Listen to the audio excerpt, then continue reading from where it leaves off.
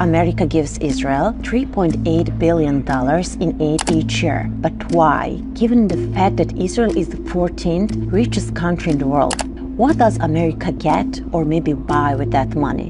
In short, it can be said that U.S. support for Israel involves a combination of factors: American Middle East strategy, oil and other natural resources, U.S. public opinion, and pro-Israel lobbying.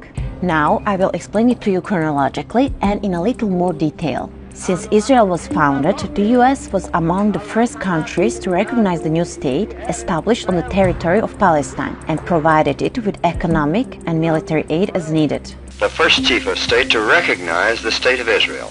I did it because I knew that in so doing, I was expressing not only the fundamental wish of the American people, but the high traditions of the United States of America.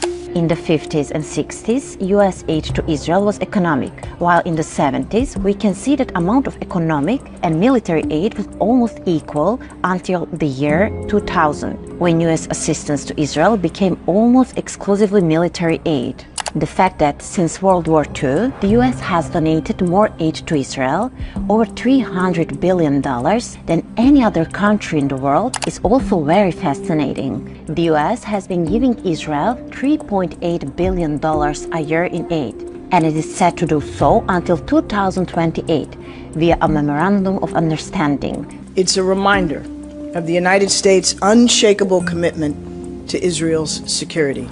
And in addition to this annual aid, last year, U.S. President Biden asked for an incredible $14.3 billion to send to Tel Aviv. We saved Israel. We are the biggest producer of support for Israel of anyone in the world.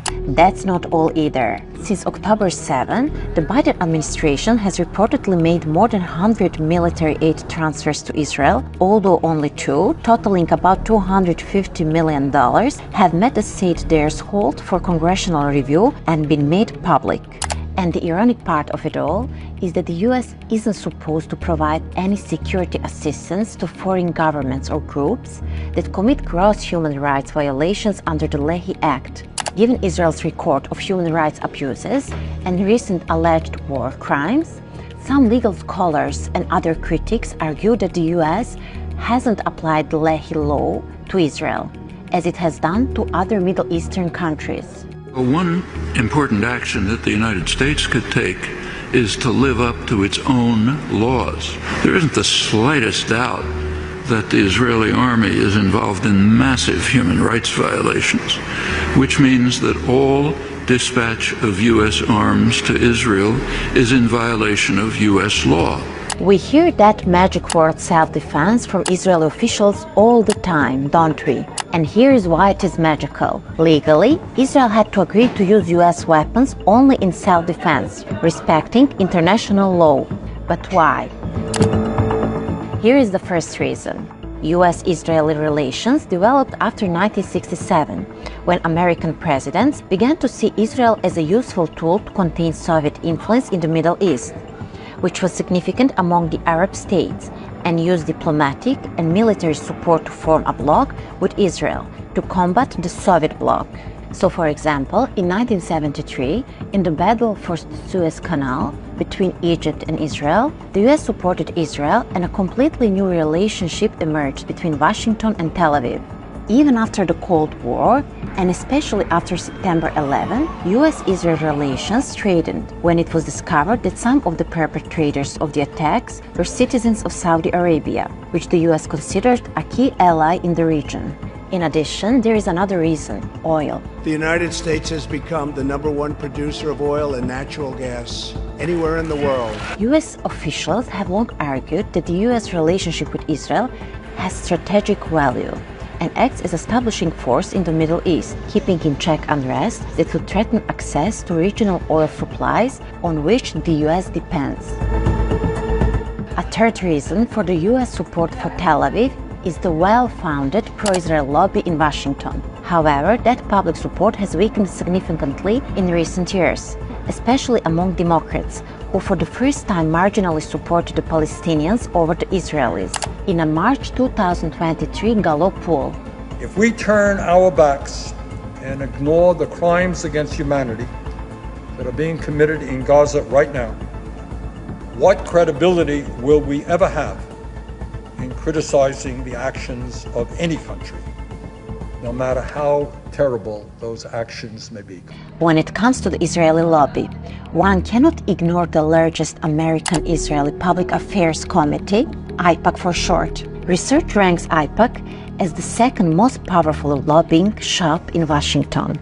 The United States stands with the Jewish people and Israel in the fight against the world's oldest bigotry. And here is a very interesting question. Why do Christians in the US support, donate to, and lobby for Israel? United Christians for Israel is the largest pro-Israel organization in the US and one of the leading evangelical Christian movements in the world. Christian evangelicals also believe that Israel is a key to a biblical prophecy of the end of the world. Many of these Christians support Israel precisely because of this belief, which anticipates the return of Jesus Christ to establish God's kingdom on earth. They see it as the fulfillment of prophecies about Jews returning to their rightful homeland as narrated in the Old Testament. These are deeply religious countries in which the biblical commands, so-called, are taken quite literally. Also, this is just part of colonization. I can tell you this, Benjamin Netanyahu among the evangelicals of the world is a rock star. He's the only man on the planet that unites all the evangelicals of the world. Since the 1980s, it has also been about domestic politics and the way US politicians analyze voters who overwhelmingly support Israel. The Senate resolution supporting Israel's recent offensives in Gaza was adopted anonymously, as were many other prior pro-Israeli orders and resolutions. So it makes sense why US politicians take strong pro-Israel positions. And know that the United States Congress and the American people have your back. It's a popular stance, but why is Israel so popular among Americans anyway? One big reason is the perceived sense of shared values. The moral image Americans have of Israel as the only democracy in the Middle East, for example, is the foundation of US-Israeli relations. What do you think?